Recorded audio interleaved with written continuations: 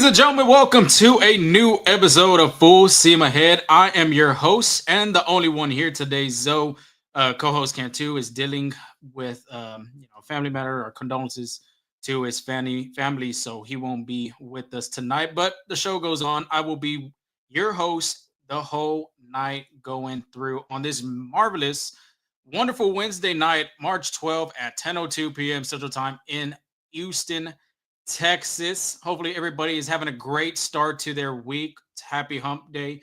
Getting close to the weekend. If you're in Houston, hopefully you're enjoying the Houston rodeo. Beautiful weather outside this whole week as well. If you're a golfer, you must go out and hit a couple of balls here and there.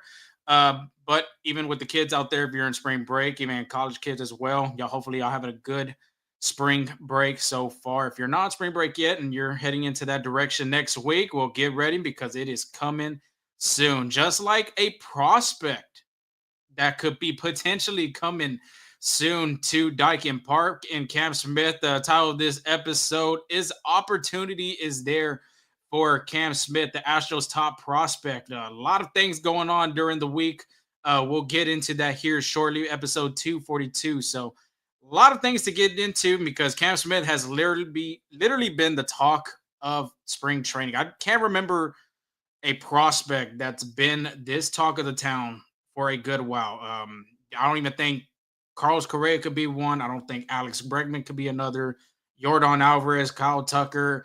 You can even go, just a little bit back with Drew Gilbert or even Joey Luperfido.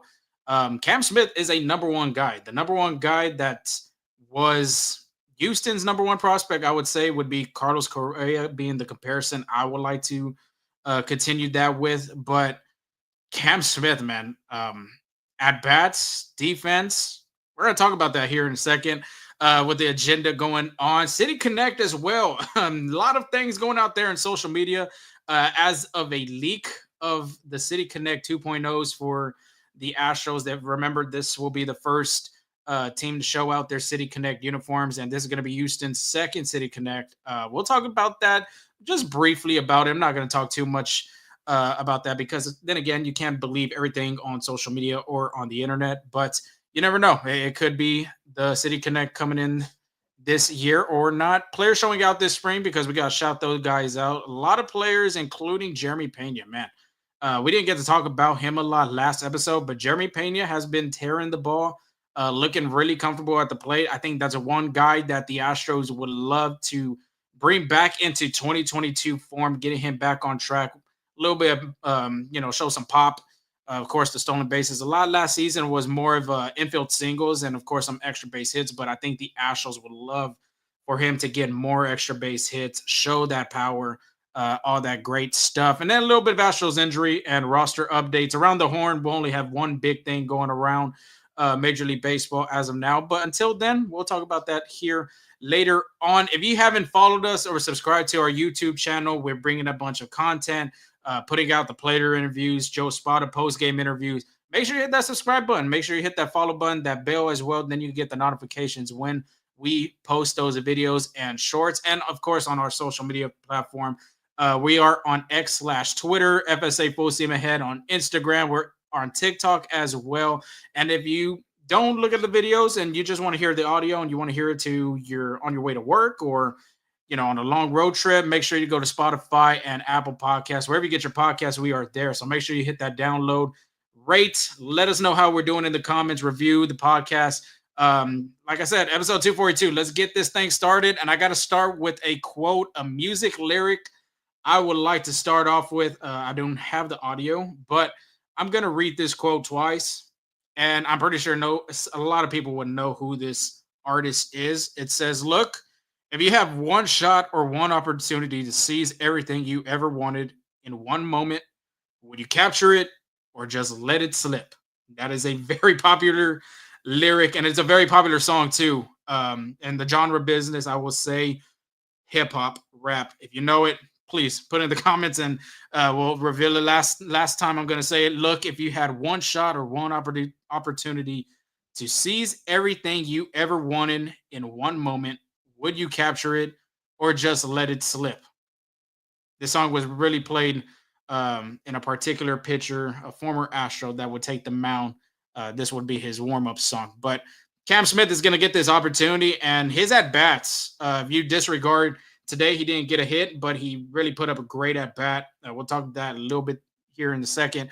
But in 20 at-bats, 5 runs, 9 hits, 1 triple, 2 home runs, 7 RBIs. He has a 450 batting average, a 560 on-base percentage, and a 1410 OPS. So, yes, it's gone down since the last time we've talked to you, but this kid is still electric, man. The at-bats that he puts up, Brian McTaggart had a video today of an at-bat against Mackenzie Gore. Mackenzie Gore was rated one of the top prospects in the Padres farm system. Obviously, he got traded with that Juan Soto deal, and he's made a name for himself over there, being in that rotation with the Washington Nationals. And Cam Smith went into an 0-2 count.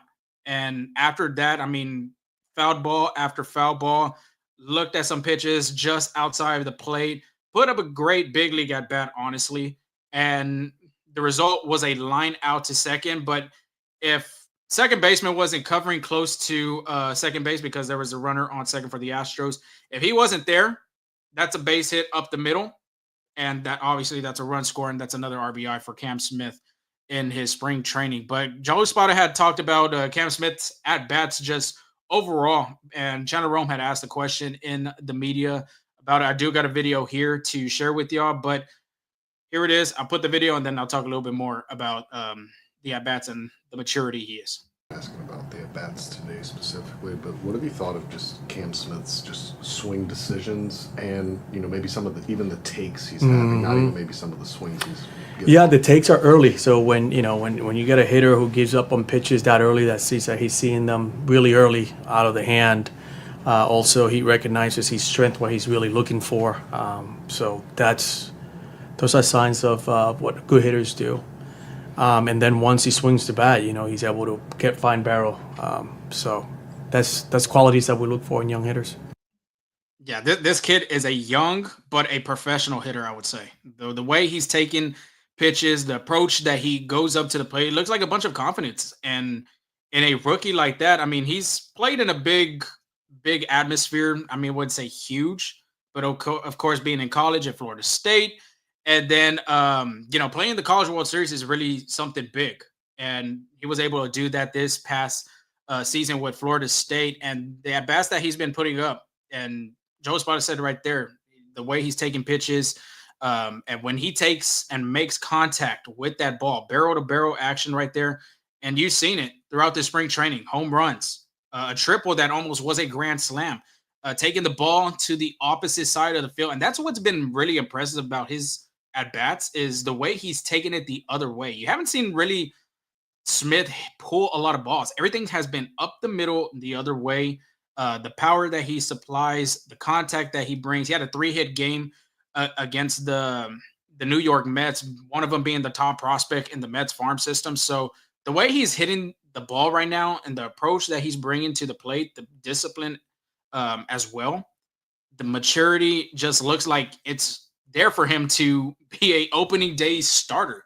And it's very interesting to see what the Astros are going to do going forward. Supreme Panda 27, I have something to ask about Cam Smith. Put in the comments, I'll read them out there. Anthony Morris, you already know. I already know you. But other than that, yeah, if you want, feel free to get in the comments. Let's talk about this. And going back to Cam Smith, he's putting a lot of pressure on the Astros to get a spot in the opening day roster. And I know I said, realistically, an MLB debut from the top prospect in this farm system, being Smith, I would have said in June, in July, and August. And I said this in the last podcast because, there were some factors towards it, but for the development in him, you want to see a cat that brings up very fully developed and all that type of stuff. I also said, because I did go back to our last podcast and I wanted to see what we were saying. I did saying this. I believe he's a great corner infielder, and this is what my words from the last podcast. But if opportunities are there in the outfield, by all means, take advantage of it. And that's the only way he's going to get to the big leagues right now, is being in an outfield spot. And Supreme Panda, my question is, where do you see Houston putting Cam Smith in right field or third base?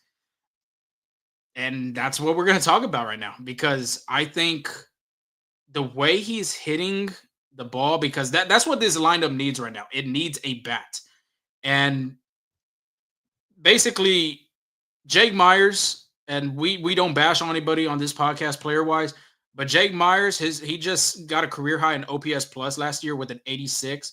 Chas McCormick had a down year last season with the Astros. So it's kind of like that's up for grabs. So that's how I see it. I did ask Brown, because this was another question when the Astros did acquire Cam Smith.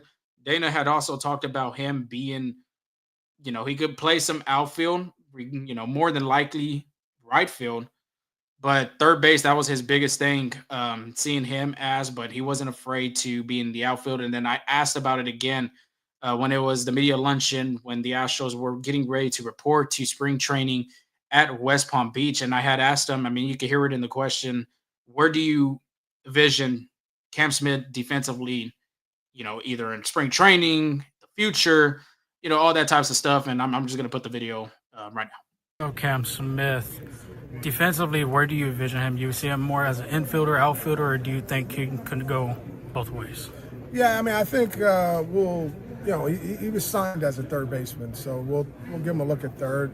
But I'm not out on seeing what it looks like in the outfield. If he can go to right field and see what that looks like. I think he's very athletic. When I went down to camp a couple weeks ago, he was moving around great at third base, and so he's very athletic. And sometimes these guys will add some versatility to your roster when they're that young and still, pretty athletic. So that's where he sees him, and he's very athletic, like he said, but he hasn't fully gave us a detailed answer like, oh yeah, he's going to be the outfielder for the Houston Astros come 2026, 2027, even 2025. He hasn't gave us a full answer about that, but he has described the player he is. And that was one of my things. And I think Angel had even mentioned about it too as well, that he's very athletic. His build, he's tall, he has an arm. And Dana Brown made a good point. The younger they are, you can get them a little bit more versatile. And Smith, barely being, I don't have this age on me, but 20 or 21 years old, I could see, why not give him a chance in the outfield and see if he can play some outfield, and then maybe later on transition to a third baseman again. But let's get into that outfield talk. And that started from Jim Bowden from MLB Radio. He first reported it this Sunday on March 9. And this is a quote from the tweet that he had mentioned. He said, "We're at Astros camp today, and one thing's for sure. Both GM Dana Brown and manager Joe Espada made it clear. Cam Smith will be given every opportunity to win the right field job, and Jose Altuve told Eduardo Perez and I that he hopes Smith makes the team." Altuve, your franchise player, one of the Astros greats that's probably going to, and in my opinion, I think he should be a first ballot Hall of Famer, but he told Eduardo Perez, who commentated for Sunday Night Baseball on ESPN, I hope that Smith makes the team. That says a lot. And the funny part about it is it's right field. He didn't say nothing about center field. It was right field.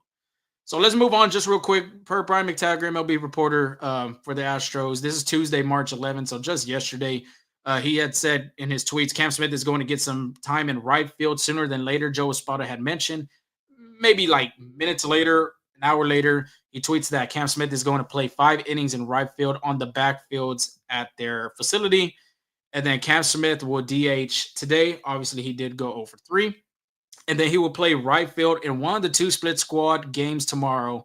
Obviously, tomorrow, March 13th, Thursday, in one of those games. Former Astro and outfielder, professional hitter, uncle, doctor, Michael Brantley was watching and talking to Smith during his times in the backfield. I guess he was there during that time when they were looking. Maybe he even the Astros had called him to come to West Palm Beach and come look at this kid and give him some pointers on, playing the outfield and different angles, because he has played both corner positions in the outfield. Majority of his time in Houston, of course, was in left because of Kyle Tucker being in right.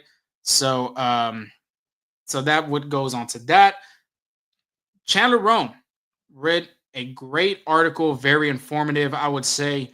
And he had talked to Smith. I don't know if he talked to Chandler specifically or he just talked to the media, but there's a quote from Smith talking about learning a new position because him being a third baseman, being in the infield.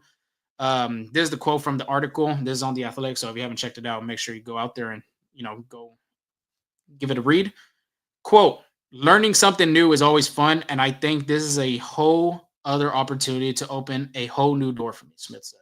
It's good to learn something new every day because that's the goal as a ball player is to get one thing you can go home and say, hey, I learned something new today. And I think that's everybody. That's me talking to you right now. That's y'all listening. Every day you're going to learn something new. Every day. And that's what you should be able to do when you go out there into the real world, into school, or to anything that you go to. You learn something new every day that you don't ever knew about. But moving to real quick, Smith said he began working with the outfielders and position coach Jason Bell last week. And this is the same article that the Astros outfield coach Bell had talked about Smith's work ethic and practicing in the outfield. This is the last quote from this article, I promise. This is it. He says, quote, you can see the extreme athleticism that he has. Bell said on Tuesday, his ability to learn and retain information very quickly is key, especially for a young player learning a new position. You can see his speed, so it's about him adjusting to the slice and the hook of certain balls, just getting familiar with where the wall is, the sun, and the other elements to be able to untap his speed. End of quote. Right there, and even Brown said it, athleticism. And he's very athletic to play that position in right field.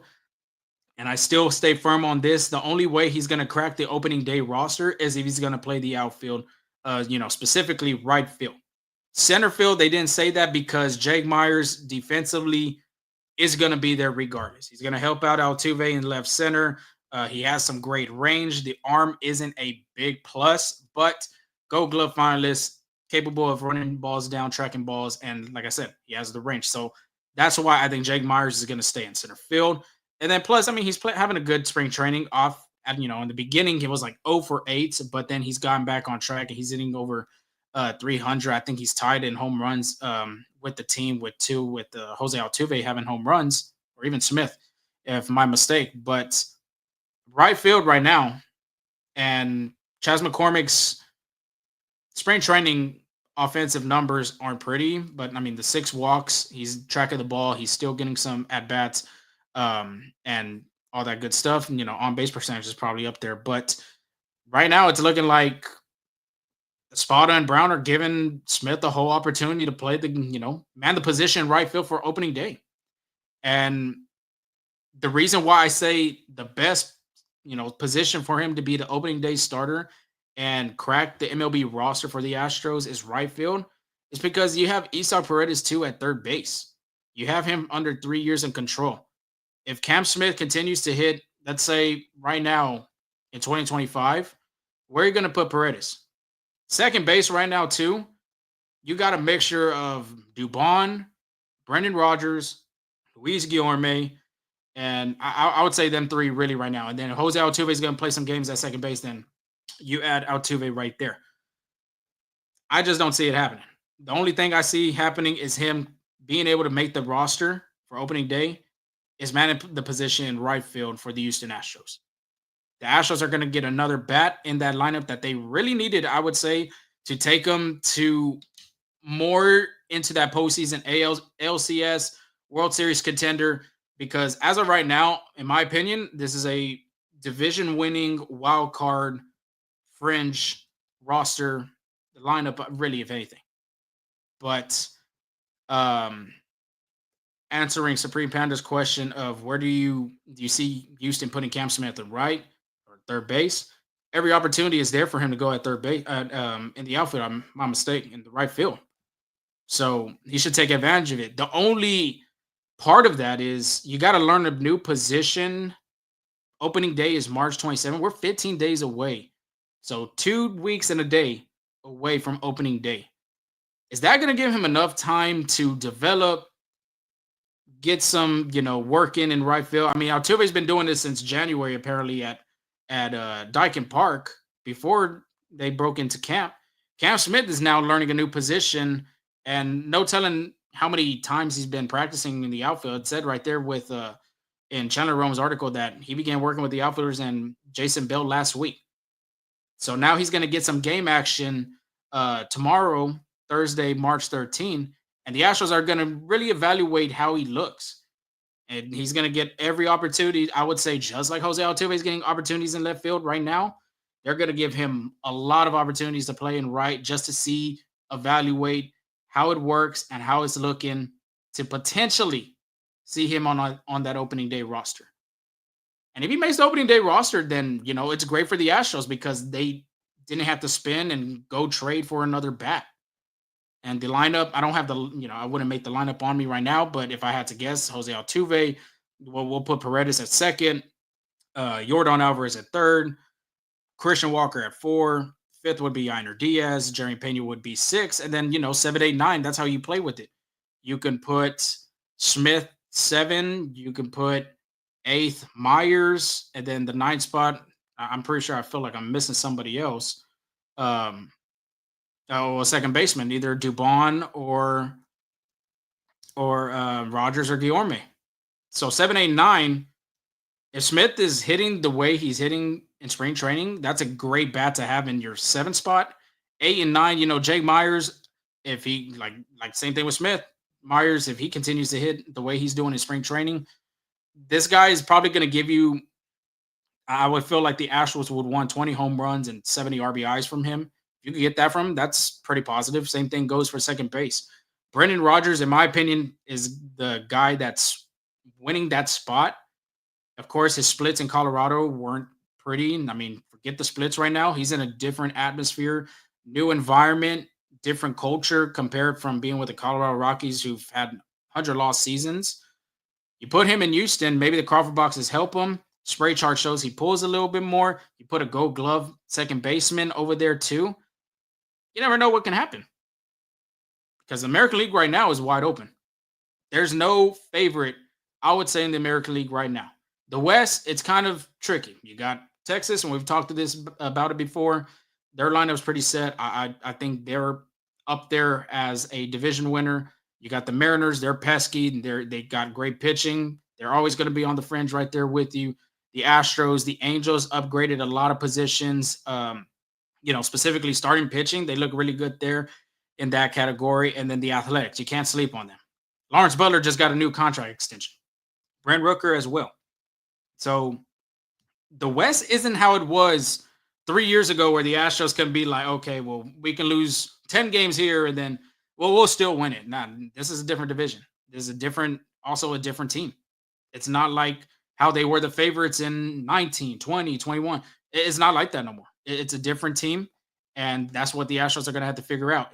Is Cam Smith the guy to put in right field right now and help this lineup really specifically? Forget the defense right now.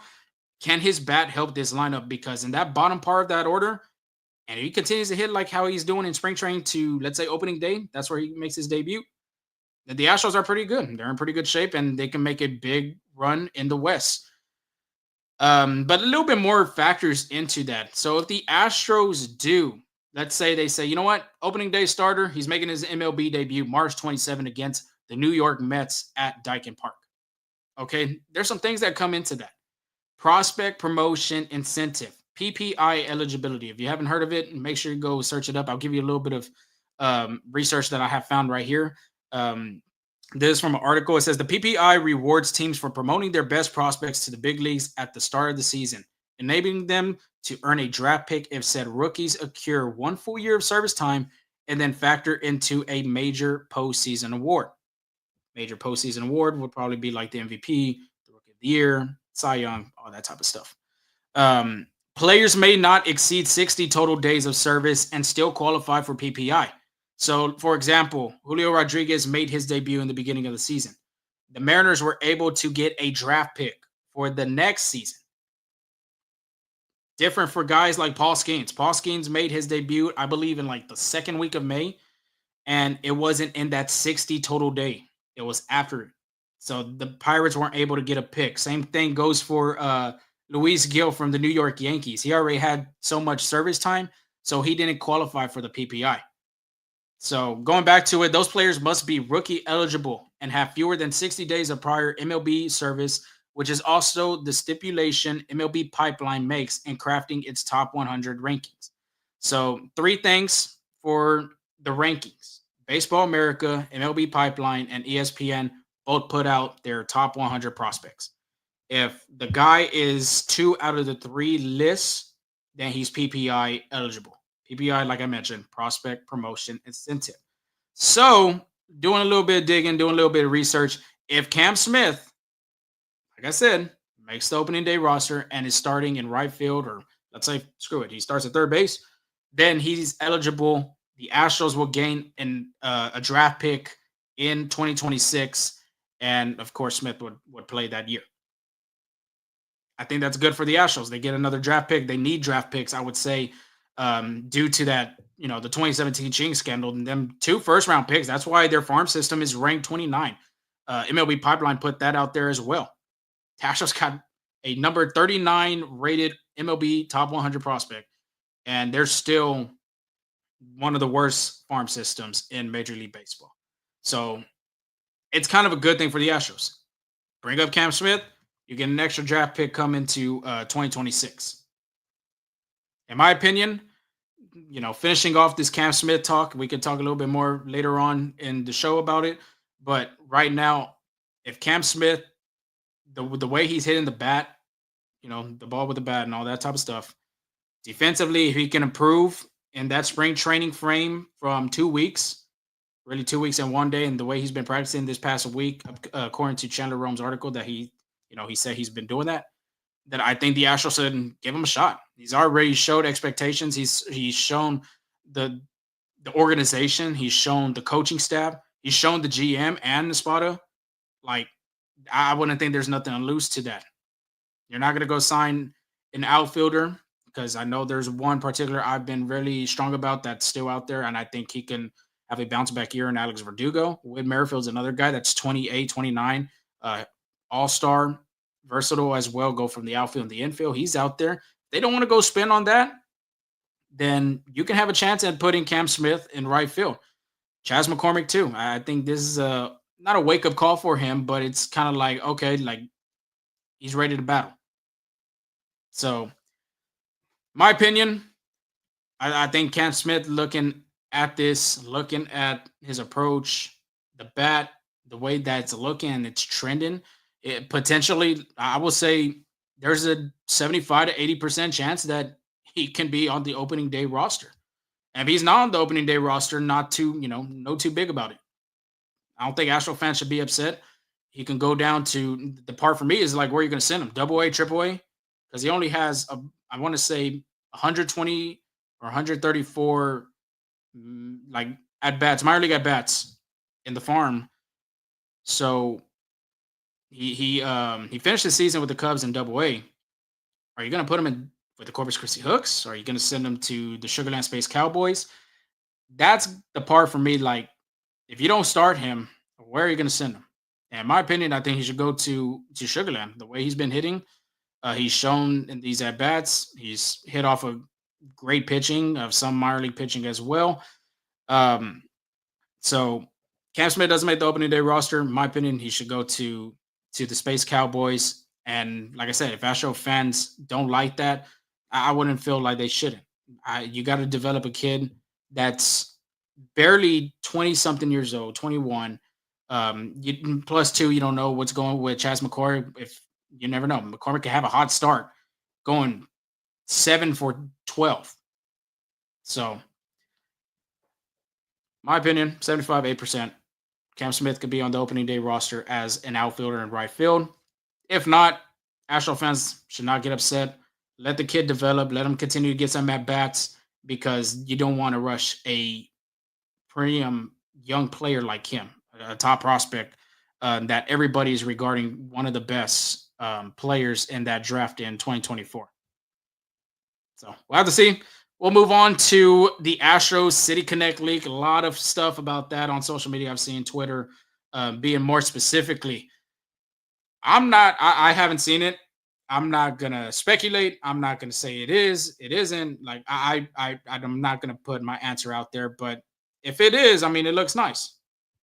It looks like a nice jersey. It looks like from the different eras of Astros baseball. You can see the star on there. You can see the Stros. The text looks really nice on the name of Stros and the number, as well as the hat. But like I said, I don't know if it's the City Connect. Of course, if we knew, we wouldn't tell y'all either. But we'll just have to wait on March 20th like everybody else. I don't know how it's gonna be. Even the Astros took into Twitter too, saying something with the action. So nothing too big. Like I said, I want to talk about with them City Connect jerseys. I just wanted to say it because it's been out there on Astros Twitter and just Twitter in general regarding the Astros being the first team in Major League Baseball to have the City Connect this season. Let's talk about the people that are performing well in West Palm Beach, because there are a lot of players showing out. And let's start off with Jerry Pena, because I wanted to talk about him last podcast, but we just didn't really have enough time, and we really didn't put it on our schedule. And he's been hitting the ball. 9 for 18. That's a 500 batting average, 2 home runs, 4 RBIs. The OPS looks really well, being over 1389. This is a guy that the Astros really need. That 1 through 5 looks really great, in my opinion. Altuve, Paredes, Alvarez, Walker, Diaz. You get something from Jerry Pena, and like let him be like a 280, 290 hitter. Let's say he hits 18 to 20 home runs, gets a couple RBIs here and there, regarding in that 6th spot, 2 outs, runners, bases loaded. He's going to be up to the plate. He has RBI opportunities, and of course his speed. Could be a 2020 guy, if anything. If you get that from him, then this lineup would be really dangerous. Regarding away from Cam Smith, 1 through 6 with him and with a Pena that can hit 20 plus home runs, or like I said, ranged from 18 to 20 home runs with about 65 to 75 RBIs with some stolen bases, especially. I think that's a win. So if he continues to hit like this, because the Astros really need Jerry Pena to be that 2022 World Series MVP that he was. I think he won the ALCS MVP as well. They really need him and his bat to get going. Of course, everybody knows his defense won that Gold Glove that year as well. Didn't really have a great defensive season like we've seen him from the past 2 years in 22 and 23. But I think this is a bounce back season for Pena. Regarding his offense, though, I think if Pena could get back to that form in 2022, then this Astros lineup would be really deeper than it was, especially with Yair Diaz. That's another guy that 18 home runs, I think, from last year. I see that number going up. I see him as a 25 type of home run guy. Just needs to lift the ball, really great at the plate. Of course, has some swing and misses. RBI production is going to be there for him as well. Get some barrel on that ball, launch angle. You're going to see them balls go to the Crawford boxes and get a little visit over there with Bobby Dynamite with that train. And I don't know if it's going to be ice box or, air conditions on the train in Union Station, because, of course, the oranges are coming down. But we'll have to see on opening day, just like everybody else. Next up, I want to talk about a little bit more Zach DeZenzo. That Puerto Rican Winter League really helped him a lot. Getting a little bit more at-bats, different atmosphere as well. Joe Espada went to go see him and Bryce Matthews play down there during the winter, and he's really performed too, really well in West Palm Beach. 333 batting average, 7 for 21 at the plate, 2 home runs, 4 RBIs, a stolen base. A stolen base from Zach DeZenzo, that's crazy. 933 OPS, so just under 1, but if you can get that from DeZenzo, man, then there should be no case to put Cam Smith in right field.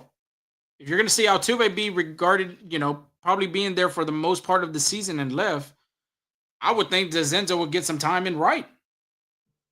I think it'd be a good move. I think it'd be a smart move. It just depends. The Astros have a lot of options. I think that's a good thing. They have a lot of options where they could plug and play their players. DeZenzo, too, has played some corner infield in third and first, so let's say Walker has to miss some time due to, some oblique tightness. Of course, Astros fans are knocking on wood if that doesn't happen, which we do got some good news on that. But let's, just say, scenario-wise, DeZenzo plays some first base and Walker has to be out. Then that's not a bad move. Of course, you do got John Singleton as well. DeZenzo has all the just like Cam Smith, he has all the opportunities. He has all the opportunities that he can get to play in the outfield, and being in right field, I wouldn't think that'd be a bad position for him. He played left field majority of his time over there in Puerto Rico, but playing on the opposite side, still getting the same reps. Of course, it's just going to be different angles from left to right. That wouldn't be a bad idea for the Astros to look at if they don't want to move on with Cam Smith in right field. Let's say Chas McCormick's not doing too well in the beginning of the season. I think DeZenzo would fit really well, especially the way he's hitting in spring training right now in right field. Already seen some balls go that way with the slice and all that type of stuff, like Jason Bell had mentioned in Rome's article with Cam Smith. So another player just to keep your eye out going into opening day. We'll have our projections probably next week or the week or the day before opening day, because I think Zach DeZenzo really has a great shot of cracking the opening day roster. Next up, Jake Myers, same batting average as DeZenzo, 333, 7 for 21, 2 home runs, 4 RBIs, stolen base, and 933 OPS. That is Jake Myers' stat line. DeZenzo's real quick, 9 for 27, a home run, 3 RBIs, 852 OPS. Sorry about that. But Myers, the way he's been hitting, and I mentioned this in the beginning of the podcast, 0 for 8 in the beginning of spring training, and he's kind of flipped the switch and started hitting the ball. Of course, the helmets, that's been another talk. We got to find Jake Myers a helmet that actually fits him and doesn't fall off his head when he's swinging the bat. But just like Pena, if you could get, I don't think he'll get 20 home runs, but if you could get 15 to 17, 15, 16, 14, 16, a couple of RBIs, 60, 70, and that's just a plus for this lineup. But Myers, and he reminds me of Adam Everett. Adam Everett, of course, is an infielder, but the reason why Adam Everett played shortstop in 05 and, during that tenure in 04, 05, 06 with the Astros is because of his glove. He was a great defensive middle infielder. And this is why I believe Joe Espada and Dana Brown feel comfortable just leaving him at center, not replacing him. Of course, he'll probably need some off days here and there, and you could plug in Mauricio Dubon or anybody else. But Jake Myers is going to play center field for the Houston Astros is because of his glove, his defense, the range. And I've already mentioned on and on about Gold Glove finalists as well. If you get the bat, that's just an added plus for your team. So just have to continue looking at Jake Myers going into the season. Of course, there's been some hot flashes of him in a month span, August, June, July. It's happened from here in 24. It's happened in 23. You'll see that in him. You'll see that he'll hit the ball really well one month and then kind of dial down, cool off the next. It happens. That's baseball. It's 162 games in the season. He's not going to be hot the whole season. So a guy right there that the Astros would love to see his bat contribute, but of course the defense, the glove is there, and that's why he's going to be your starting center fielder come opening day. The fun part of spring training, and Joe Espada said this, is battling for positions.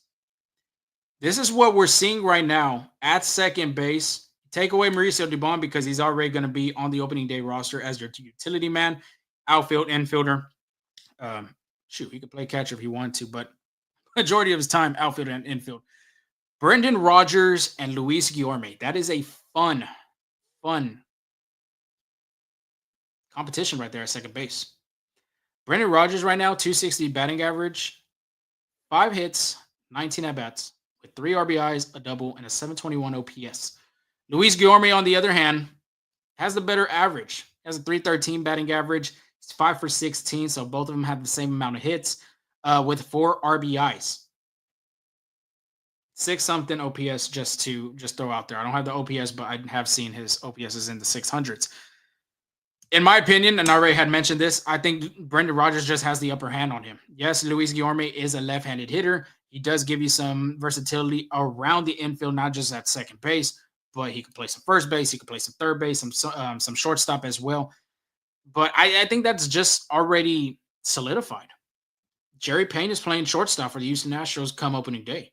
Isaac Paredes is playing third base for the Houston Astros on opening day as well. Christian Walker is playing first base for the Astros come opening day as well. He's your starter. And then your backup, you got John Singleton. And then, like I mentioned, if Zach DeZenzo gets some time there, maybe he does, maybe he doesn't. He could be a first baseman. Third base is probably Luis Guillorme's best shot of going. I know the Astros have talked to Brendan Rodgers playing some third base, getting some reps over there. I don't know how much reps he's gotten, but Rodgers can play the middle infield. If, let's say, Jeremy Pena needs a day off, you can either put Mauricio Dubon or you could put Brendan Rodgers. Rodgers has played shortstop before with the Rockies. And, of course, he's played second base the last 2 seasons a little bit more with the Rocks in Colorado. So, to me, I think the position's still up for grab, but I think Brendan Rodgers just has it just beat just a little bit more. And it's not because of the hitting, but it's because of the defense. And they already brought Tony Perez-Chica as their defensive infield coordinator, and they want to strengthen that what it once was back in 2021. 2021, the infield of Correa, Bregman, Altuve, and Gurriel, they won a Platinum Team Award in the infield because of how strong their defense. And I think Joe Espada wants that this season for the Astros because there were some games that weren't really strong defensively in the infield. That Jose Altuve's fielding run value, we've talked about that. Of course, Jose Abreu getting DFA'd and having some John Singleton over there. Like I mentioned, of course, with Jerry Pena kind of had a down season last year defensively, but that's what I believe Espada. I'm not speaking for him, but I believe, in my opinion, this is what the Astros need is a strong infield. And Brendan Rodgers winning a Gold Glove in 2022 in the National League with the Rockies had hurt himself in 24. You didn't get to see a lot of him with Colorado. You want a strong guy at second base besides Dubon. You could put him there. Seen it over there throughout his time is in Colorado. The bat as well. I've talked about his offensive numbers just minimally. Of course, the spray chart shows a lot of pull action. And Colorado's just a hitter's friendly ballpark. Of course, the altitude and all that plays a factor. And you look at his home and splits from being in Coors Field and not Coors Field. Forget that. It's a new atmosphere, different culture, different team, new environment. This could be a plus for Brendan Rodgers. So I can see him winning the spot over Guillorme just a little. Don't rat out Guillorme. Like he's still a good player, good defender, left-handed bat, a lot of veteranship, I would say, as well, played with a lot of teams. And, you never know. Guillorme could win the spot over Rodgers. Rodgers could win it over Guillorme. But in my opinion, I think Rodgers just kind of has the upper hand over Guillorme just because of the defense in the middle infield, in my opinion. Let's move on to pitching real quick. Hunter Brown having a great spring training. Last start, 4 innings, 2 hits. Didn't give up a run. Didn't even walk anybody. 6 punchies. He looks really good on the mound. 56 pitches, 40 strikes. This was my guy in my opinion, as the ace of this team. And unfortunately for the Astros, Scott Boras is his agent now.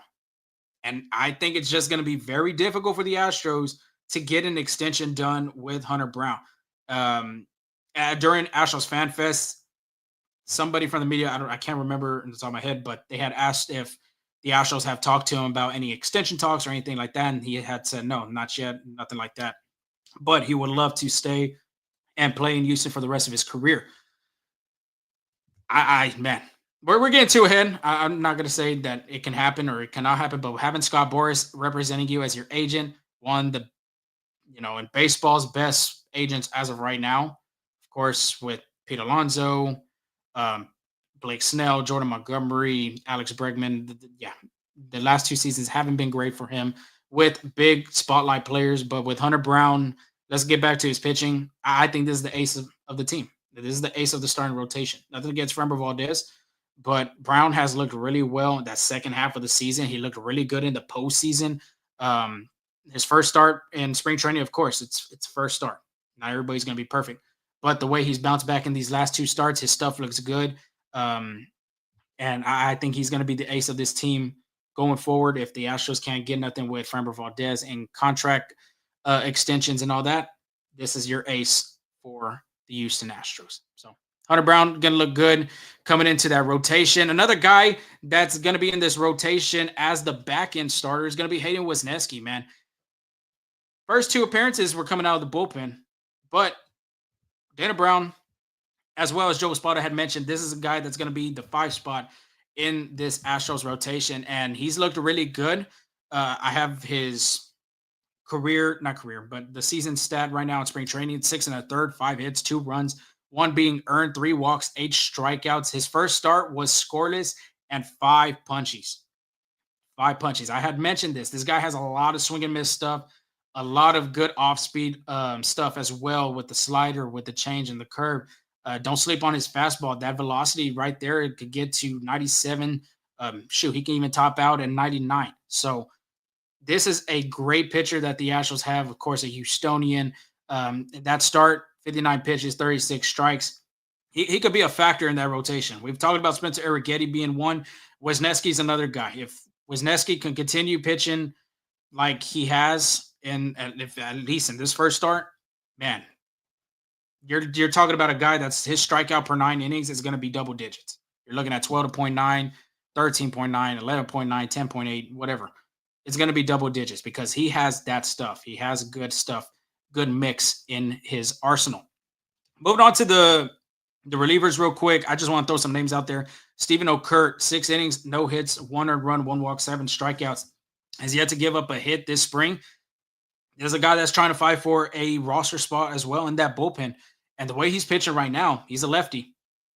He might get a good bid on that in that bullpen. Going for Brian King, speaking of southpaws, 5 2/3, 3 hits, 2 earned runs, 6 walks, 3 strikeouts. The walk number, it's a little high, but he's gotten out of some trouble getting the ground ball and all that type of stuff. Forrest Willie, I think in my opinion, I think he's a lock. 5 innings, 2 hits, 1 earned run, 2 walks, 5 strikeouts. He's looking like that first rounder that the Astros had drafted when the Jeff Luhnow era was here. And Jeff Luhnow, I remember, did not want to trade him or did not want to trade Kyle Tucker when it came to trade deadline talks and all that. And now Whitley is looking really good as that first rounder that the Astros were hoping for. Yes, it's been late. I think he got drafted in 2016 or 2017, can't remember. But he's looking like that first rounder at least. Of course, starting wise, I don't think he's going to see that any time longer. He's really looking good as a reliever. Great mix. He also talked about coming into camp very great, looking good, great mentally as well, very focused going onto the mound. So this is an X factor in that bullpen for the Astros because you know what you got with your setup man with Brian Abreu, and you got what you got with your closer and Josh Hader. That 7 spot's up for grasp. And Forrest Willie, the way he's pitching right now, he looked like he can be that guy in that 7 spot, or it could be also a Taylor Scott. So we'll just have to see when it comes during that time. But that's, in my opinion, I think he is a lock in that Astros bullpen. Another guy that could potentially put his name into that reliever mix in that bullpen is Logan Van Way, man. He's really having an impressive spring. 8 innings, 7 hits, 1 earned run, 4 walks, 8 strikeouts. These numbers that I'm saying with these relievers are combined in their spring training games. But Logan has looked really well, looked really great. I think the Astros future had done recently an interview with him, Jimmy Price and Kenny Vandereen, I think his name, if I fumbled that, my mistake. They just did an interview with him recently, so go check that out. But I said this in my no cap and cap segment. Van Way is a guy to look out for to make this opening day roster. I said an 80% chance. The way he's pitching right now, he's really competing for that spot with the guys like Rafael Montero, the guys like Luis Contreras, Nick Hernandez. Them are righties right there. You can even go for the lefties as well. King, Okert, Bennett Souza, Miguel Castro, Rafael Montero. He's putting his name in there. And just the way Cam Smith is with the offense and defensive side coming into positional players. Van Way is, I hope I'm saying that right, honestly. I'm just thinking right now in my head if it's Van Wy or Van Way, but I think it is Van Wy now, thinking about it. Anyway, he's putting his name into the mix to be in that bullpen for the Astros, and honestly, I think he has a great shot. I honestly think he has a great shot of being in that bullpen.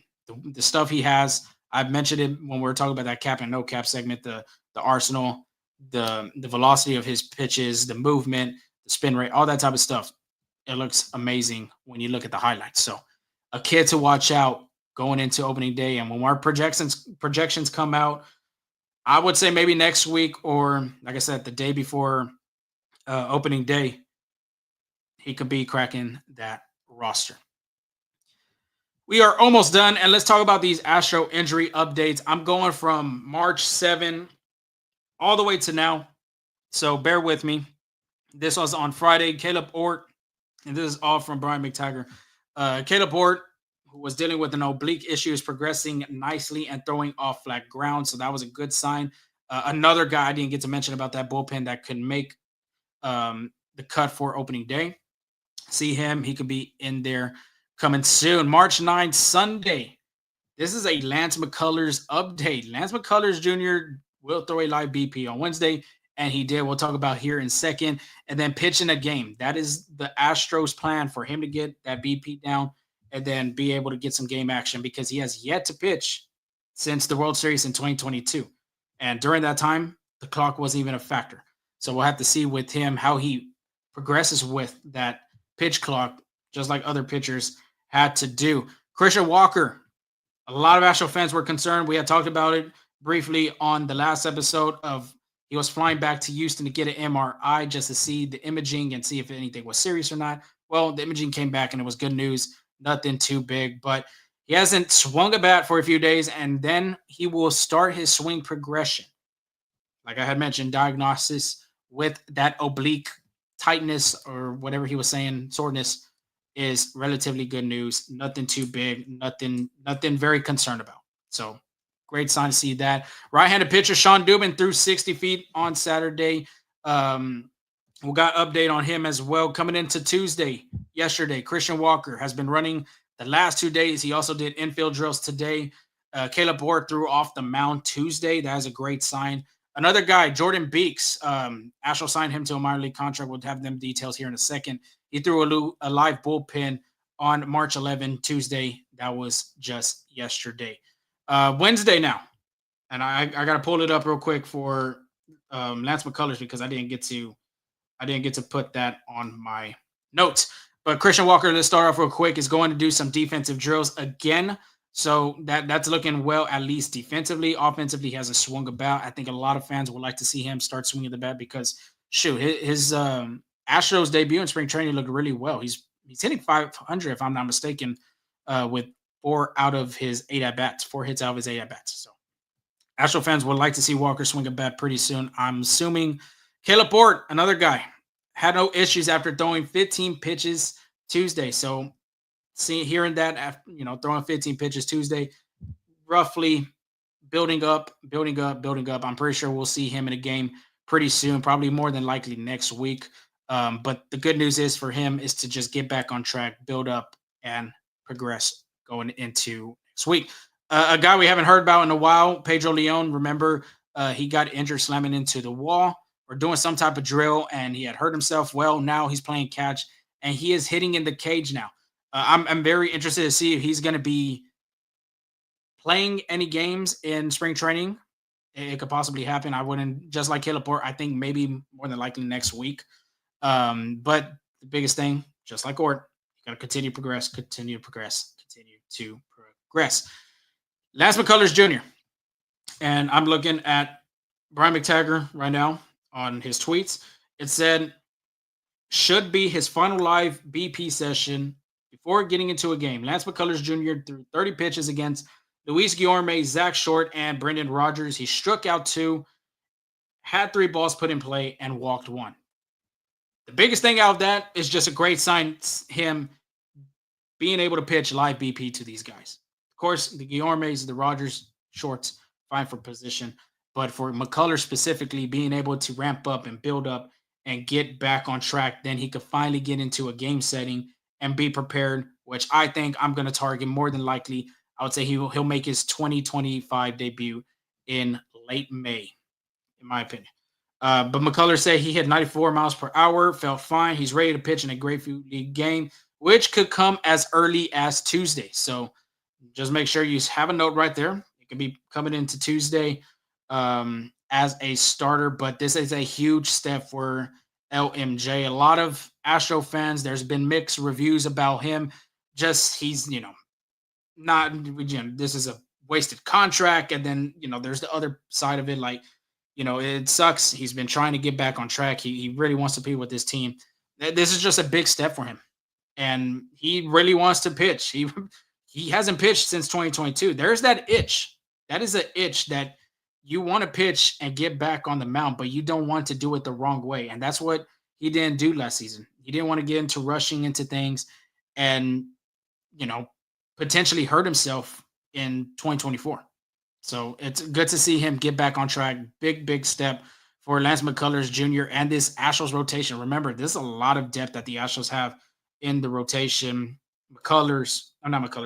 Valdez, Brown, Blanco, Arrighetti, Wisniewski, and then you bring in guys like J.P. France, Lance McCullers Jr., Christian Javier, Luis Garcia. That's almost another rotation.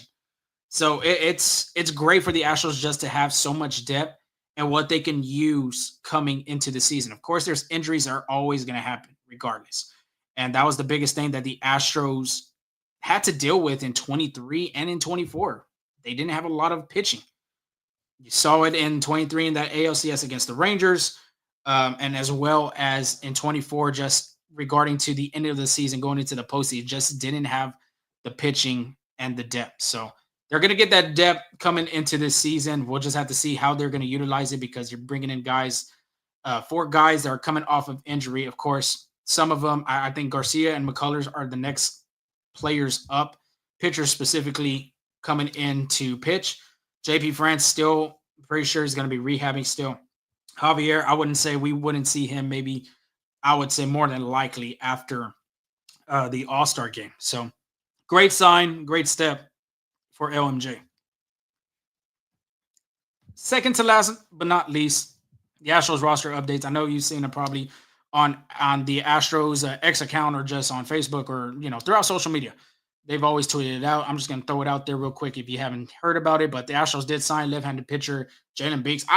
I've never seen so many left-handed pitchers on this roster, specifically the bullpen, in a great while. I can't remember multiple left-handed pitchers in a bullpen, at least 2+ for these Astros roster. And I can't even remember. I can't even think of a year.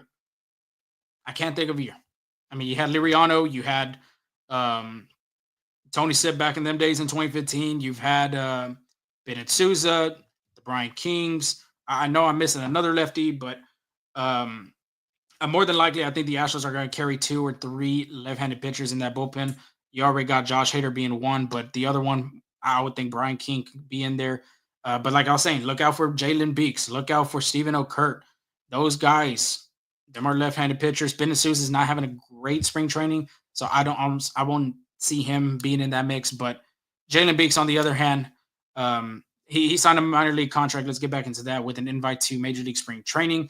Through his career, Beeks posted a 4.40 ERA, 15 saves, 329 strikeouts, and 202 appearances between the Red Sox, the Rays, the Rockies, and the last team he played for was the Pittsburgh Pirates. So, of course, he's still going to be battling for a position, but we'll have to see how he looks out going into the upcoming days, the upcoming weeks, heading into opening day. Ryan Gusto, right-handed pitcher and starter, man. He pitched really well this spring training. Unfortunately, was optioned a minor league camp. I wouldn't be surprised if we maybe see him in that spring breakout game. But the way he pitched, 2-seamer, 4-seamer, it looks good. Very good at the mound. His starts look really well. I wouldn't be surprised if he gets called up this upcoming season because he was supposed to pitch that last game against the Guardians, making his MLB debut, but I'm pretty sure he'll be making his debut this upcoming season. Right-handed pitcher Miguel Yulia was reassigned to minor league camp. Left-handed pitcher Colton Gordon, another guy that's that the Astros got the Rule 5 draft, and he's been with the organization for a great while. Kennedy Corona is another guy. We're optioned. Right-handed pitcher Misael Tamares was reassigned. Not re-signed, reassigned. But last but not least, before I get off of here around the horn, the biggest news I would say, and this is why I said in the beginning of the podcast, former Cy Young winner, former Astro, 2019, one of the best pitching performances you will see in the Astros uniform, Garrett Cole. He undergo Tommy John surgery. He will undergo Tommy John surgery. I believe he already had it. So that is a huge loss for the Yankees. And I wouldn't say the Yankees were the favorite, but that was a team that just won the world, just got to the World Series. They lost to the Dodgers in the World Series. Now having their ace not, being able to pitch this upcoming season with Max Fried, I thought that would have been a great dynamic duel for the Bronx Bombers. Of course, they already have Giancarlo Stanton right now sidelined with tennis elbow. The American League is honestly open. That division, I think, in my opinion, I think the Boston Red Sox got it now. With losing, like I said, the Yankees losing their ace, I think Boston got a great shot of getting the American League East. And really with the American League and overall, I think it's wide open. There is no favorite in a great while. Like I had mentioned, the Astros were always heavily favorites in past years. Last year, obviously, I don't think they were a favorite because it was the Yankees with Juan Soto. But this year specifically, there is not a favorite. If it's the Astros in the American League West, in my opinion, it's between them and the Rangers. The Mariners are, like I said, they're going to continue working with you. They're going to continue chipping away. But in my opinion, West is open. Central's to open too. Shoot, Twins, Guardians, Tigers, Royals. That's going to be a fight right there in the East as well. So American League is wide open for whoever wants to take it. But we'll do them predictions maybe before opening day. Who wins the Central, like we did last year with the awards and the division, and who we see as our World Series favorites. But that is the end of our show. Opportunities there for Cam Smith because we did talk about that majority of our podcast. Does Cam Smith have a great shot of cracking the opening day roster? I said 75 to 80% chance he can see that if he plays right field for the Houston Astros this opening day. But if not, like I told you, Astro fans, I don't see you should be hanging your head down not seeing this kid. He's very electric, athletic build. He has the potential to be that guy for the Astros in the next upcoming years. I just feel like you got to develop him. Like I said, if he gets option, then that's a great thing for him just to develop, get some extra ABs and all that time. Because I do think, in my opinion, this is a guy that's going to debut this season. If it's not opening day, I'm very confident that it's going to be this upcoming season for the Astros. So we'll have to see. We'll have to see what's going to happen with Cam Smith. But it continues to rank like that. Great shot of making that opening day roster. Let us know in the comments. Let us know in our social media from FSA Full Steam Ahead on Instagram, Twitter, on X, and of course on TikTok as well. We got our reels and shorts and all that stuff on YouTube. So if you haven't subscribed to that channel, make sure you do because we're going to have a great season. We're going to get a lot of player interviews with some guests. We'll have the analysis, the news. We got everything for you, the content, all that good stuff this upcoming season. So make sure you hit that subscribe button. Make sure you hit that bell, and then you get all the notifications, especially when we go live during these podcasts. And if you don't have the time to do it, it'll still be on our YouTube channel. You can go check it out. We do got our time stamp. So if you want to specifically hear more about Cam Smith, specifically want to hear more about the injury updates or who's performing in spring training, that will be there on our YouTube channel. And like I was mentioning, if you do not listen to our YouTube channel, you don't want to watch it, you just want to hear it on the go, we are on Spotify and Apple Podcasts, wherever you get your podcasts. Make sure you give us a good rate, give us a review. Let us know what we're doing wrong, what we need to improve on. We appreciate your feedback, and we want to improve ourselves. So we're 2 weeks away. Like I said, 2 weeks away from opening day. Y'all better be ready because baseball is officially back. Next week we'll be on as well. And the following week, the day before, we always did, like last year, we went to the White Rhino and did a live podcast. We might do the same thing at a different area this time. So just stay tuned. It's going to be fun.